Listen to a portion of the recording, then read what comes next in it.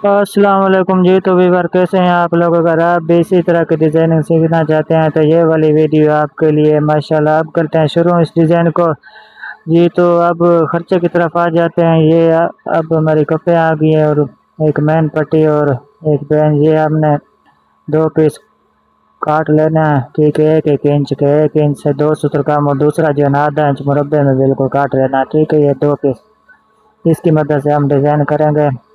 इसको फिर आपने हाफ फोल्ड कर लेना है। बड़े पीस को जो है 1 इंच का जो है ना, इसको सेंटर से फोल्ड कर देना है प्रकार की मदद से। 1 इंच से 1 सूत्र कम इसने काफ के दोनों साइडों पर निशान लगा लेने हैं, ठीक है। ये वीडियो में आप देख सकते हैं। इस पर जो है ना कंट्रास्ट पीस लगेगा, जैसा कि आप वीडियो में पहले देख सकते हैं। अब जो है ना इस पर मार्किंग कर लेना है पट्टी की मदद से या किसी फुटे की मदद से। आपने मार्किंग अच्छी तरह सीधी कर लेनी है और काफ की दोनों साइडों पर लगाना है, ठीक है। एक साइड पर नहीं लगाना, दोनों साइडों पर। ऊपर वाली साइड जो होती है ना काफ पे, दोनों साइडों पर आपने लगानी है। और अब जो होती है मेन पट्टी वाली साइड आ जाती है, इस पर आपने 1 इंच सिर्फ करना है। टेपिंग जो है ना साइड से 1 इंच करना है। तो बाकी जो है ना आपको सब कुछ इसी वीडियो में बताते हैं। चलिए, जो 2 निशान लगे हुए हैं ना, ये 16 के बेन को 16.5 के बेन हमने बनाया, ठीक है। आपने परेशान नहीं है ना, ये वाले 2 निशान हमने 16.5 के बेन बनाया, इसलिए आपने 2 निशान लगाए, ठीक है। बाकी आपने परेशान नहीं होना। और बाकी जो है ना बेन के ऊपर वाली साइड पर भी आपने 1 इंच से 1 सूत्र 2 सूत्र कम तकरीबन आपने निशान लगा लेने हैं। इस पर भी हमने कंट्रास्ट टेपिंग लगानी है गोल्डन और ब्लैक कलर में, ठीक है। बाकी जो है ना ये हमारे कफ़े आ गए। अब हमने जो ये चौरस पीस आपने काटा है ना 1 बाई 1 इंच का, काफ को भी आपने सेंटर से फोल्ड कर लेना है। उसको भी आपने पीस को भी आपने फोल्ड कर लेना, ठीक है। ये इसका और काफ का और इसका बिल्कुल सेंटर बना के इस पर आपने दोनों तरफ मार्किंग कर लेनी है। बिल्कुल काफ के सेंटर में रख के एक उधर से मार्किंग कर लेनी है, एक उधर से मार्किंग कर लेनी है। ये आप देख सकते हैं। अब जो है ना जिस जगह से आपने निशान लगाए थे उतनी उतने अपने प्रकार खोल लेनी है। प्रकार का मुंह खोल के ये देख सकते हैं आप वीडियो में दोनों साइडों से, ठीक है। ये आपने सेंटर पर इधर से भी निशान लगा ले, काफ को फोल्ड करके। ये आप देख सकते हैं। बिल्कुल पहले आपने मार्किंग का आपने बिल्कुल अच्छी तरह ख्याल करना है, कहीं गलत ना हो जाए। और बाकी जो है ना अपने प्रकार की मदद से बिल्कुल एहतियात से निशान लगाना है। बाकी ऐसा ना कि हाल चल जाए, हाथ जो है ना हलना नहीं चाहिए आपका। बिल्कुल सीधी सीधी लकीरें वगैरह मार्किंग करनी है, ठीक है। ये देख सकते हैं आपने। अब जो है ना ये वाले जहाँ से निशान लगाया था ना बिल्कुल ऊपर वाले निशान से बिल्कुल उसके बिल्कुल साइड से नीचे, ठीक है। ये आप देख सकते हैं। पहले दोनों कफों पर निशान लगा लेते हैं, अब आपको समझ आ गई होगी। ये जो है ना कफ के जो साइडों वाले नुक्कर वाले निशान लगाए थे ना, उसके बिल्कुल नीचे वाली साइड की जगह से इधर है। ये आप देख सकते हैं जहाँ उसका एंड हो रहा है ना, उसके बिल्कुल नीचे वाली जगह से आपने 2 निशान लगा लेना है दोनों कफों का। ये देख सकते हैं, आपको समझ आ गई होगी। अपने इस कफ के ये आपने फिर आपने इधर से फोल्ड कर लेना। पहले आपने कफ को इधर से सेंटर में फोल्ड करना था, अब आपने इधर से जो आपने पीस लगा 1 बाई 1 इंच का काटा था, अब आपने इसको सेंटर में रख के चारों तरफ आपने निशान लगा लेना है। अब आपने निशान लगाते चले जाना है तकरीबन 3 मरतबा कफ के इधर और 3 मरतबा उधर लगाना है। ये आप वीडियो में देख सकते हैं, ठीक है। ये तो कफ का हिसाब होता है। कफ अगर बड़ी हो तो फिर आपने 4 मरतबा भी 5 मरतबा भी लगा सकते हैं, लेकिन ये मैंने 9 इंच की कफ लगी, इस पर तकरीबन 3 इंच इधर 3 निशान इधर लगाने पड़े और 3 निशान उधर लगाने पड़े। ये आप देख सकते हैं। ये देखें भाई,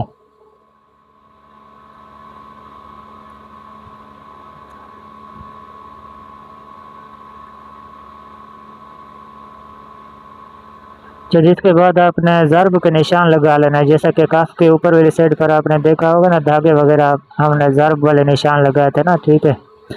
अब आपने ये देखा है सेंटर से शुरू करना है। सेंटर से शुरू करके फिर आपने کاف کی رائٹ سائڈ پہ چلے جانا، پھر آپ نے لیفٹ سائڈ پہ چلے جانا، ضربیں وغیرہ آپ نے پہلے بنا لینی ہے۔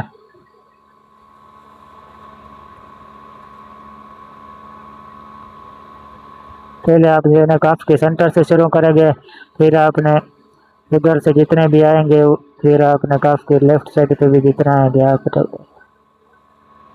یہ آپ دیکھ سکتے ہیں ماشاءاللہ کتنا خوبصورت سے بن گئی کاف۔ ایک سائڈ ایک کاف تو ہماری ریڈی ہو گئی ہے۔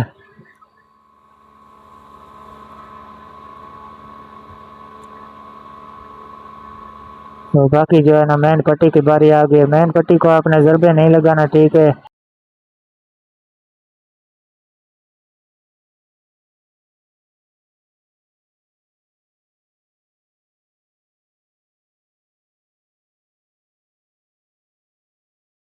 پھر 2 سوتر اپنے پرکار کا منہ کھول کے آپ نے پھر مارکنگ کر لینی ہے، پٹی کی دونوں سائڈوں پر مارکنگ کر لینی ہے، ٹھوکے کے اوپر تقریباً 2 انچ سے 2 انچ کر کے نا یہ آپ دیکھ سکتے ہیں انچی ٹیپ کی مدد سے۔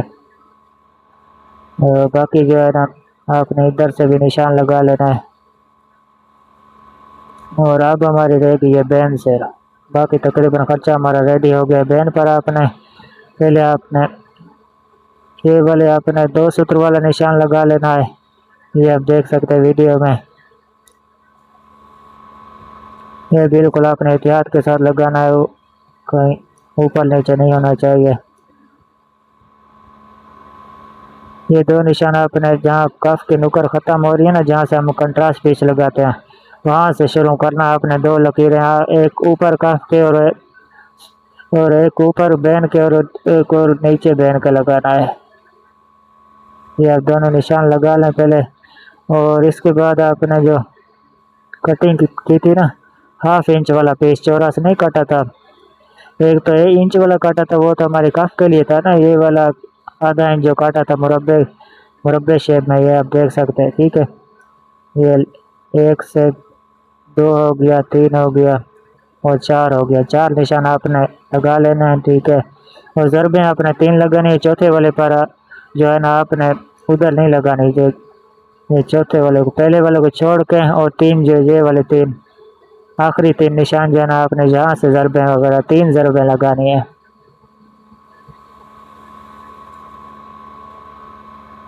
یہ جی آپ ویڈیو میں دیکھ سکتے ہیں، اب آپ نے ان کو مارکنگ وغیرہ کر لینی ہے، ضربیں وغیرہ بنا لیں پہلے سے۔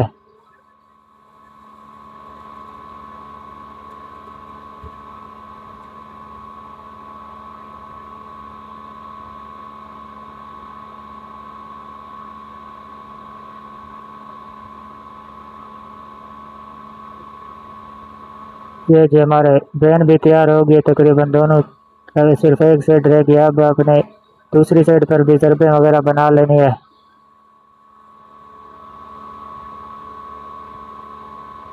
آپ نے خاص طور پر سائز کا خیال کرنا کہ ضرب جو ہے نا بڑی اور چھوٹی نہ جو بالکل آپ نے برابر لگانی ہے، یہ ماشاءاللہ آپ لک وائز چیک کر سکتے ہیں بالکل۔ اب ہمارا تقریباً خرچہ جو ہے نا ریڈی ہو گیا، اب ہم چل جاتے ہیں کاؤنٹر پر، اب پریسنگ کی باری آ جاتی ہے، ٹھیک ہے۔ آپ نے سب سے پہلے اپنے کپڑے پر اچھی طرح پریس سے لگا لینا ہے، ٹھیک ہے، بعد میں کپڑا بڑھ نہ جائے، ٹھیک۔ اب آپ نے ایک چیز کا دھیان رکھنا ہے، یہ آپ دیکھ سکتے ہیں ویڈیو میں، یہ کونوں پر آپ کی استری نہیں لگنی چاہیے، کاف کے جو کنٹراسٹ پیس جہاں لگنا ہے نا آپ نے ادھر اپنے استری اپلائی نہیں کرنی، باقی آپ نے پریسنگ کر لینی، ٹھیک ہے، کونے آپ نے چھوڑ دینا ہے، یہ آپ ویڈیو میں اچھی طرح دیکھ سکتے ہیں، ٹھیک ہے، کونوں پر بالکل استری نہیں لگانی آپ نے۔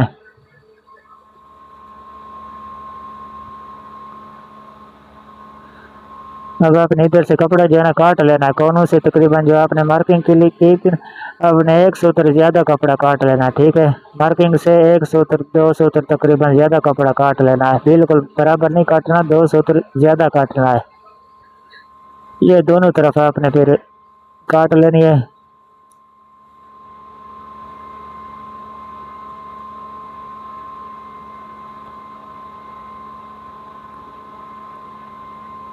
چلیے کافی ہمارے ریڈی گیا، اب آ گئی ہماری مین پٹی کی باری، یہ آپ دیکھ سکتے ہیں مین پٹی پر کوئی ضربیں وغیرہ نہیں لگے گی، اس پر آپ نے فینسی بٹن لگانا ہے، ٹھیک ہے، پھر آپ نے نا ضربیں وغیرہ نہیں لگانی، فینسی بٹن جو ہے نا وہ اس کا شو بہت اچھی طریقے سے بنا دیں گے۔ مین پٹی کے بھی کونے کا خیال کرنا ہے، ادھر آپ نے بھی استری اپلائی نہیں کرنا، وہ نکر والی سائڈ ہے نا، اس پر آپ نے استری نہیں اپلائی کرنی، یہ آپ ٹھوکے والی جگہ سے آپ نے پہلو کٹنگ کر لینی ہے۔ یہ آپ دیکھ سکتے ہیں ویڈیو میں، امید کرتا ہوں آپ کو سمجھ آ گئی ہوگی۔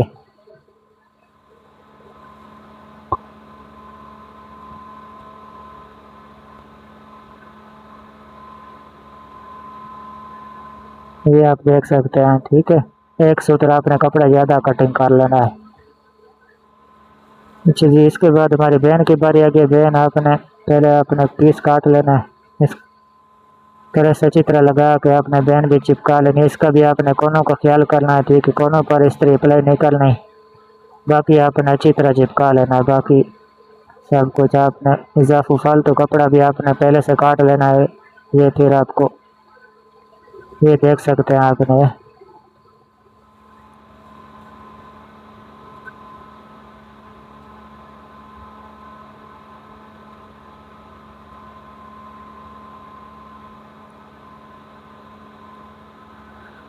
اچھا جی، یہ تقریباً کام ہمارا کچھ ہو گیا، اس کے بعد ہم مشین پر چلے جاتے ہیں، ٹھیک ہے۔ ہمارے پاس ایک سلکی دھاگا ہونا چاہیے اور دوسرا جو ہے نا بلیک کلر میں ہونا چاہیے، اینکر کا تھریڈ نہیں، یہ آپ نے پتلا دھاگا لگانا، ٹھیک ہے۔ اینکر کا تھریڈ ادھر جو ہے نا اچھا نہیں لگے گا، بہت موٹا موٹا ڈیزائن بن جائے گا۔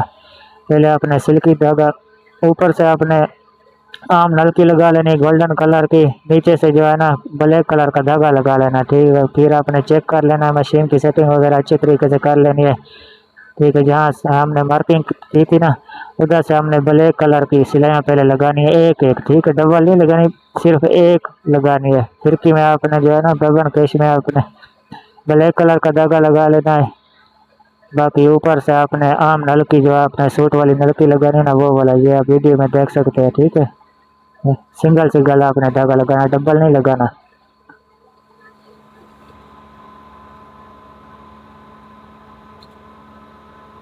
پہلے کف پر بھی آپ نے اسی طرح پہلے مارکنگ کے اوپر بالکل لگانا ہے، ادھر ادھر نہیں ہلنا چاہیے آپ نے۔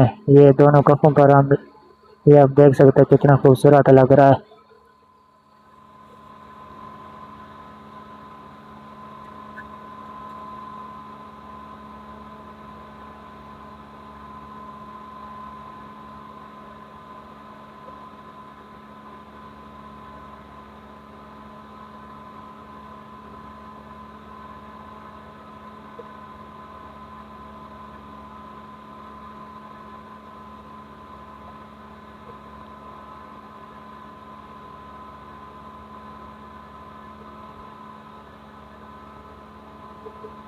چلیے یہ تقریباً ہمارا کام ہو گیا فائنل۔ اس کے بعد آپ نے اس کے دھاگے وغیرہ اچھی طرح سے یہ کر لینا ہے، اس پر جو ہے نا ایلفی لگا لینا ہے، تھوڑی تھوڑی ایلفی لگانی ہے، اس اتنی زیادہ نہیں لگانی کہ کپڑا نہیں کہیں جل جائے، ٹھیک ہے۔ آپ نے بالکل نارمل سا آپ نے بالکل ہاف قطرہ ڈالنا ہے، اور آپ نے اسی طرح بالکل مضبوط کر لینا ہے، اس کی گرہ وغیرہ کہیں کھل نہ جائے، ٹھیک ہے۔ یہ آپ دیکھ سکتے ہیں ماشاءاللہ۔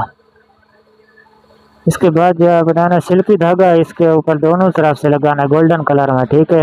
ایک دھاگا تو ہم نے لگا لیا بلیک کلر میں، اب دوسرا کلر جو ہے نا گولڈن کلر لگانا ہے، بالکل جڑ میں لگانا ہے، بالکل قریب لگانا ہے، ٹھیک ہے۔ جو آپ نے سلائی پہلے لگائی تھی نا، یہ سنگل سلائی آپ نے صرف لگائی تھی، اس کی دونوں سائڈوں پر آپ نے بالکل قریب لگانی ہے، اوپر بھی نہ چڑھ جائے سلائی، اور بالکل آپ نے بالکل نزدیک آپ نے لگانی ہے، بالکل گنجائش نہ رہا، ٹھیک ہے۔ یہ آپ دیکھ سکتے ہیں ویڈیو میں۔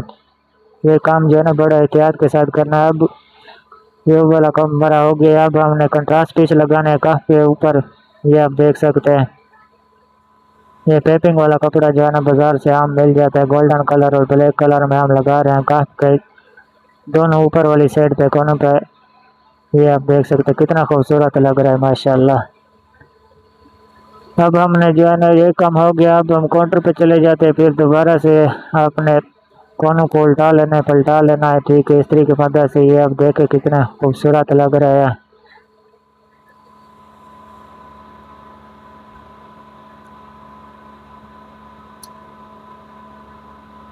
یہ جی تقریباً ہمارا کام کچھ ہو گیا ہے، باقی اس کے بعد جو ہے نا یہ ہم آپ کو بتاتے ہیں آگے۔ اچھا جس کے بعد آپ نے سوئی کی مدد سے اپنے نشان لگا لینا ضربہ کا، ٹھیک ہے، جو اپنے ضرب والے نشان لگاتے نا اپنے، پھر اپنے بلیک دھاگا اپنے سنگل ڈال دینا ہے، سوئی میں ڈبل نہیں ڈالنا، اپنے سنگل ڈالنا ہے، ٹھیک ہے۔ یہ آپ ضربیں لگا لیں پہلے، یہ دیکھ سکتے ہیں آپ، بالکل اینکل تھریڈ جو ہوتا ہے نا وہ بہت موٹا ہوتا ہے، اس سے اتنی نفاست نہیں بنتی، یہ پتلا دھاگا ہوتا ہے، مضبوط بھی ہوتا ہے، ٹھیک ہے، یہ ایسا نہیں ہے کہ ٹوٹ جائے گا، یہ کافی مضبوط دھاگا ہوتا ہے، دیکھ سکتے ہیں آپ۔ اچھا جی، کف کے اوپر ہم نے ضربیں وغیرہ لگا لی ہیں، ٹھیک ہے، یہ اتنے خوبصورت لگ رہے ہیں، یہ دیکھ سکتے ہیں پتلا دھاگے کی کیا خوبصورتی ہے، ٹھیک ہے۔ بہت سارے درجی حضرات اینکر والا تھریڈ استعمال کرنا ہے، وہ بھی اچھی چیز ہے، کوئی بری نہیں ہے، لیکن یہ اس کی خوبصورتی زیادہ ہے اینکر تھریڈ کی۔ اس کے بعد آپ نے میٹل بیٹس لگا لینا ہے، وہ بھی گولڈن کلر میں، ٹھیک ہے، وائٹ کلر میں بھی ہوتے ہیں، بلیک میں بھی ہوتے ہیں، لیکن آپ نے گولڈن کلر میں لگا لینا ہے، پہلے سے آپ نے لگانا ہے، ٹھیک ہے۔ خرچہ جب تیار ہو جائے گا اس کے بعد نہیں لگانا ہے، آپ نے یہ والے بیٹ جو ہے پہلے لگا لینا ہے، جیسا کہ آپ ویڈیو میں دیکھ سکتے ہیں، ٹھیک ہے۔ آپ نے اچھی طرح اسی طرح صفائی بہت زیادہ آ جاتی ہے۔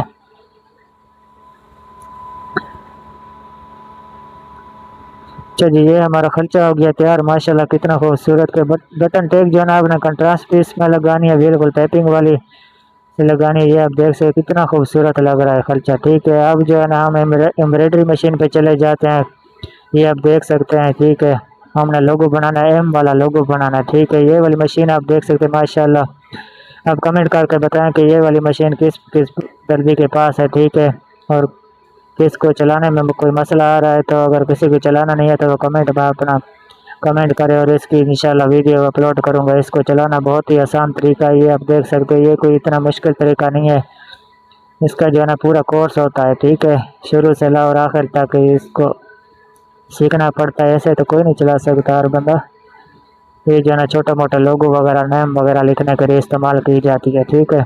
یہ آپ دیکھ سکتے ہیں کتنی نفاست کے ساتھ کرتے ہیں، یہ ماشاءاللہ ایم والا لوگو ہمارا تیار ہو گیا۔ اب جی ہمارا خوبصورت سا ڈیزائن ہو گیا تیار، ماشاءاللہ گولڈن کلر میں، کیا بات ہے، ٹھیک ہے، گولڈن کلر اور اوپر سے بلیک اور گولڈن کلر کا کنٹراسٹ ہو، کیا ہی کہنا ہے، ٹھیک ہے، ماشاءاللہ